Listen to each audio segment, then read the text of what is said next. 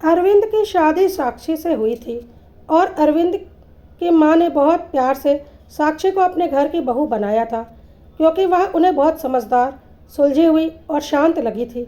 लेकिन वही बात होती है ना कि आप किसी की शक्ल से किसी के दिल की गंदगी को नहीं पहचान सकते। साक्षी भी उन्हीं में से एक थी और बहुत ही स्वार्थी और बदतमीज़ लड़की थी, जिसने शादी के 8 महीनों में ही घर में इतना तांडव मचा दिया था कि अरविंद, उसकी माँ और उसका छोटा भाई मानव तीनों परेशान हो चुके थे। 8 महीनों में ही साक्षी ने अरविंद को उसकी माँ और भाई से अलग करवा दिया था, जबकि बहुत कष्टों से पाला था अरविंद की माँ ने उसे। और जब उनके सुख भोगने का समय आया तो बीवी उसे लेकर रफू चक्कर हो गई और कोई कुछ नहीं कर पाया। तड़प उठा था अरविंद और साथ ही साथ उसकी माँ और छोटा भाई भी। लेकिन फालतू का कलह और बवाल ना हो, इसलिए सब चुप रहते थे। लेकिन साक्षी अब हद से ज़्यादा बदतमीज़ होती जा रही थी और उसे बिल्कुल बर्दाश्त नहीं होता था कि अरविंद अपने घर वालों से थोड़ा भी मतलब रखे। और वह तो उनकी शक्ल भी नहीं देखना चाहती थी। उसे तो मतलब था तो सिर्फ और सिर्फ अरविंद और उसके पैसों से, उन पैसों से जिसे अरविंद आज अपनी माँ के संघर्ष और मेहनत के फलस्वरूप कमा रहा था। लेकिन हक साक्षी और उसके मायके वाले जमा रहे थे। अरविंद ने सपने में भी नहीं सोचा था कि शादी के बाद साक्षी इस तरह से उसकी ज़िंदगी को नरक बनाएगी, लेकिन ऐसा हो चुका था। सुनो, मम्मी का फ़ोन आया था। कह रही थी कि वो और मानव कल आ रहे हैं। अरविंद ने डाइनिंग टेबल पर बैठते हुए धीरे से कहा। क्यों? क्या रखा है यहाँ पर जो यहाँ आ रहे हैं?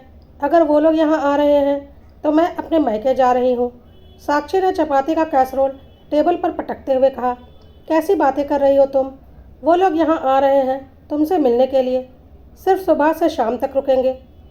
और तुम यहाँ से जाने की बात कर रही हो, वो भी इतनी रात को?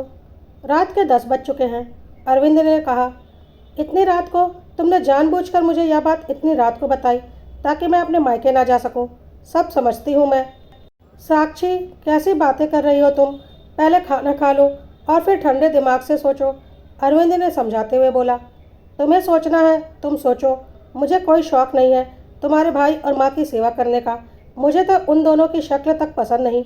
साक्षी गुस्से में बोली। साक्षी, सोच समझ कर बोलो, अरविंद थोड़ा गुस्से में बोला। मुझे नहीं पता, मुझे नहीं रुकना यहाँ पर और ना ही उन लोगों की शक्ल देखनी है। तुम्हें भी अच्छे से पता है और उन दोनों को भी कि मैं उन लोगों को पसंद नहीं करती हूँ। फिर भी पता नहीं क्या सोचकर मुंह उठाकर चले आ रहे हैं।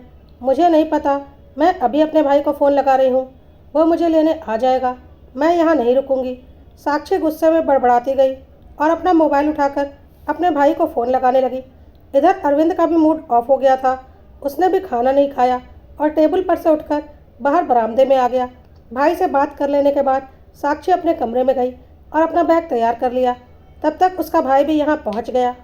आते ही उसने अरविंद से पूछा, क्या हुआ जीजा जी? दीदी ने अचानक इतनी रात को क्यों बुला लिया? तेरे जीजा जी से क्या पूछ रहा है? चल यहाँ से। अचानक साक्षी को सामान के साथ देखकर उसका भाई सचिन से ज़्यादा कुछ कह नहीं पाया। अभी वो 18 साल का ही तो था, इसी साल कॉलेज में आया था और साक्षी से बहुत छोटा भी था। साक्षी तो उसे डांट डपट कर लताड़ कर एक तरफ बैठा देती थी और मम्मी भी साक्षी का ही पक्ष लेती थी, इसलिए वो ज़्यादा कुछ कहता भी नहीं था। अब खड़ा खड़ा क्या देख रहा है? चल यहाँ से। आखिर साक्षी की डांट सुनकर सचिन अपना सा मुंह लेकर साथ ही साथ बाहर रवाना हो गया। उसके पीछे पीछे साक्षी भी चल दी और बाहर जाकर सचिन की बाइक पर बैठकर रवाना हो गई। इधर अरविंद अंदर आकर अकेले सोफे पर सिर पकड़कर बैठ गया। आखिर कैसे समझाए वो साक्षी को? साक्षी और अरविंद की शादी को 8 महीने हो चुके थे, पर अभी 8 महीनों की शादी में ही वो उसे इतना परेशान कर चुकी थी कि अब तो कई बार उसकी आंखों से आंसू आने लग जाते थे। इतने से दिनों में उसने अरविंद और उसके परिवार की नाक में दम करके रख दिया था। अरविंद के घर में उसकी मम्मी माया जी और छोटा भाई मानव के अलावा कोई नहीं था। पापा तो कई साल पहले ही खत्म हो गए थे। जैसे तैसे सिलाई करके उन्होंने अपने दोनों बेटों को पाला था। जब अरविंद की सरकारी नौकरी लगी तो अरविंद ने उनका सिलाई का काम बंद करवा दिया, यह कहकर कि मम्मी, अब तो आपके सुख के दिन है, आपने बहुत कर लिया, अब मानव के आगे की पढ़ाई की जिम्मेदारी मेरी है। जब बेटा समझदार और कमाऊ हो जाए तो सीधी सी बात है कि उसकी शादी की उम्मीद हर माँ को तो होती ही है। कितने अरमानों से माया जी ने अपने बेटे अरविंद की शादी साक्षी से करवाई थी, इस उम्मीद के साथ कि अब जाकर कोई सुख तो मिलेगा, लेकिन साक्षी ने तो सिर्फ अरविंद से शादी की थी। उसके परिवार से तो उसको कोई लेना देना नहीं था। वो तो उसकी मम्मी और भाई को बिल्कुल भी पसंद नहीं करती थी। यहाँ तक कि साक्षी की मम्मी भी उसके गलत में उसका साथ ही देती थी।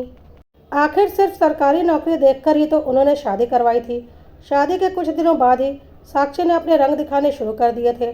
हमेशा उसकी मम्मी और भाई से वो लड़ती रहती थी, जरा जरा सी बात पर हंगामा कर देती थी और फिर इतने ज़ोर ज़ोर से चिल्लाती कि आस पड़ोस के लोगों को भी सुनाई दे जाता।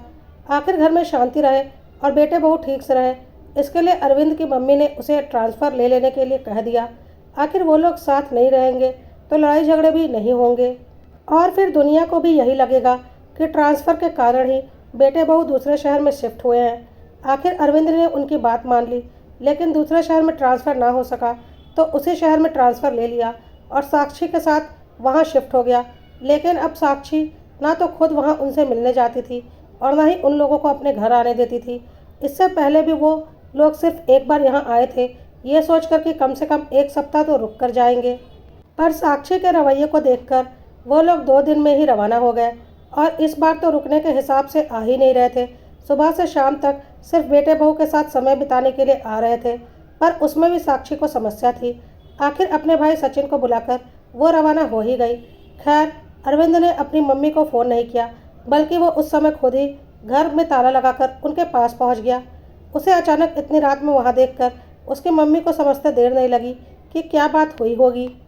एक बार तो उनकी आंखों में भी आंसू छलछला गए, पर वो अपने आंसू को छुपाकर उसे घर में ले आई।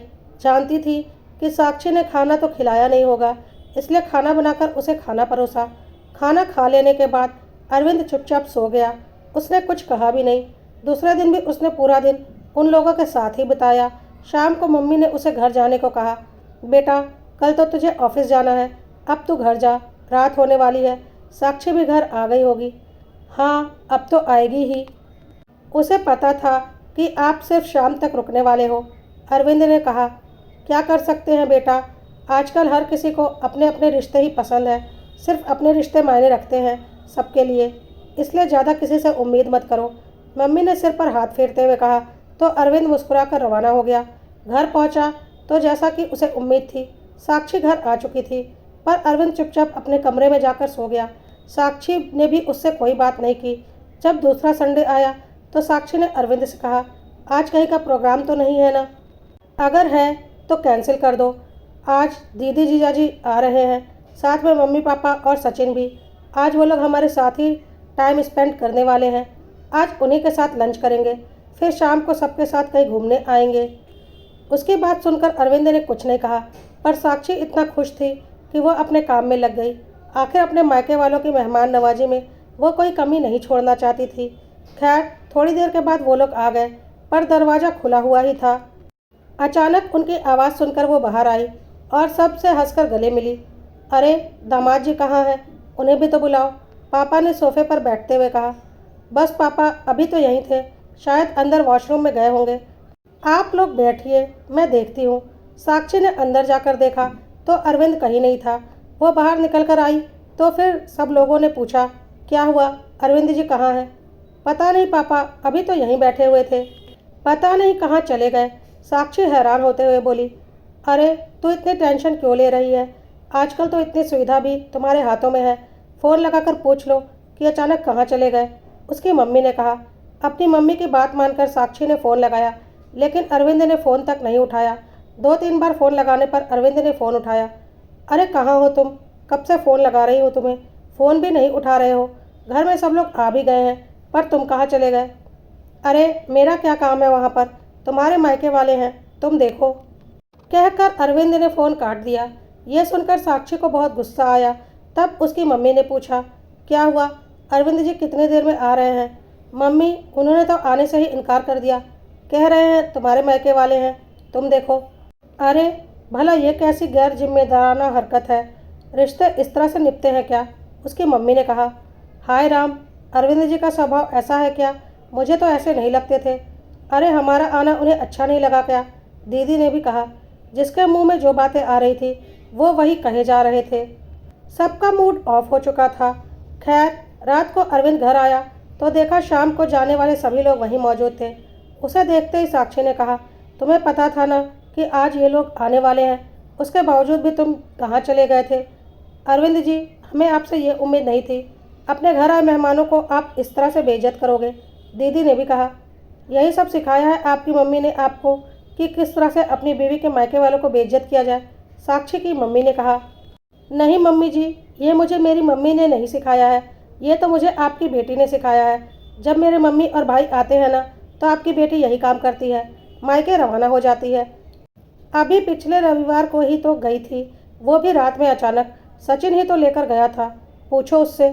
सुनकर सब लोग सकते में आ गए, पर अरविंद ने बोलना जारी रखा, तो बस अब मैंने भी डिसाइड कर लिया कि अब से इसके मायके वाले आएंगे तो मैं यहाँ से रवाना हो जाऊँगा। आखिर रिश्ते निभाने का ठेका मैंने अकेले ने तो नहीं ले रखा। रिश्ते दोनों तरफ से निभते हैं, अगर ये निभाएगी तो ही मैं भी निभाऊंगा, वरना जो आज हुआ अब ये हमेशा होगा। आप लोगों के आने पर मैं घर से रवाना हो जाऊंगा और आपके घर पर कदम तक नहीं रखूंगा। अरविंद ने साफ साफ कहा। आप ऐसा कैसे कर सकते हैं? साक्षी गुस्से में तिलमिलाते हुए बोली। मैं भी क्या करूं, बेशरम के साथ बेशरम ही बनना पड़ता है, क्योंकि शायद उसे यही भाषा समझ में आती है। अरविंद ने बेफिक्री से कहा और अपने कमरे में चला गया। सुनकर किसी से कुछ कहते नहीं बना। आखिर सब जानते ही थे कि अरविंद सच बोल रहा है, इसलिए अब क्या बोले। पर फिर भी उन्हें अपना और अपनी बेटी का वर्चस्व तो दिखाना ही था। तो साक्षी की मम्मी और दीदी ने जोर से बोला, अरे अरविंद जी, आप भी कैसी बातें कर रहे हैं? आपको पता नहीं है क्या, आज का कानून लड़कियों का कितना फेवर करता है? आपकी इन बकवास बातों को सुनकर ऐसा लगता है कि आपके और आपकी माँ और भाई के ऊपर साक्षी से एक केस करवा ही दिया जाए, औकात हाथ में आ जाएगी आप लोगों की। सुनकर साक्षी हैरान हो गई कि यह कैसी बातें कर रही हैं उसकी मम्मी और दीदी। अरविंद की माँ और भाई से भी उसे कोई खास मतलब था नहीं, लेकिन अरविंद को तो वह दिलो जान से चाहती थी। हाँ, उसे परेशान जरूर करती थी, पर उसका कुछ बुरा हो जाए ऐसा वह कभी नहीं सोचती थी। लेकिन अरविंद को समझ में आ चुका था कि साक्षी को इस हद तक भड़काने में उसकी माँ और दीदी का बहुत बड़ा हाथ है, तो उसने भी बेधड़क होकर कहा, बिल्कुल, आपको जो करना है कर लीजिए। और साक्षी, प्लीज़ तुम अपनी मम्मी और दीदी की बात मानो, जैसे आज तक मानती आई हो। मैं सारा कष्ट भोगने को तैयार हूँ, लेकिन अब तुम्हारे इशारों पर नहीं नाचने वाला। बस बहुत हो गया। साक्षी ने अपनी मम्मी और दीदी से कहा, आप लोग यह कैसी बातें कर रही हैं? मैं ऐसा कुछ नहीं करने वाली। मैं अरविंद से बहुत प्यार करती हूँ। पर उसकी मम्मी और दीदी ने उसे समझाया और बोला, देख साक्षी, अगर आज तू झुक गई ना, तो यह अरविंद तुझे ज़िंदगी भर झुका कर रखेगा। इसलिए अकड़ कर रह और अपना रुतबा इस घर में रख।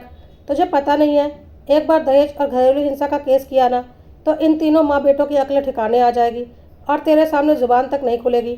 फिर तो पूरी ज़िंदगी ठाठ से रहेगी। आखिर तेरे जीजाजी को भी तो मैंने इसी तरह से कंट्रोल में रखा है।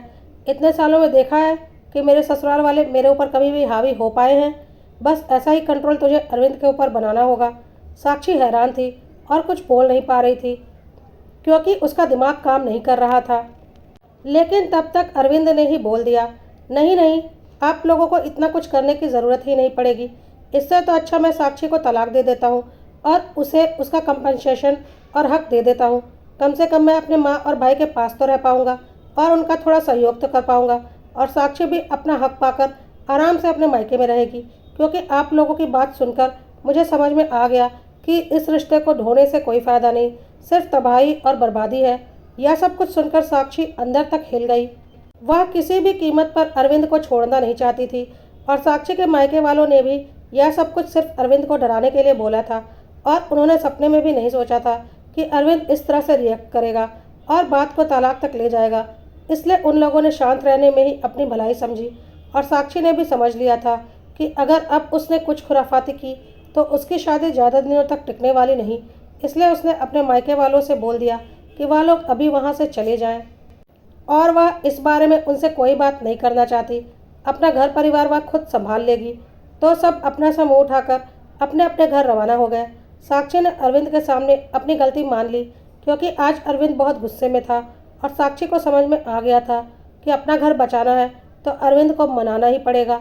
उसने अरविंद से बोल दिया कि अब वो पूरी कोशिश करेगी उसके मम्मी और भाई के साथ सामंजस्य बनाकर रखने की, और आगे से उसकी कोशिश रहेगी कि वह रिश्तों को तोड़े नहीं बल्कि जोड़ कर रखे।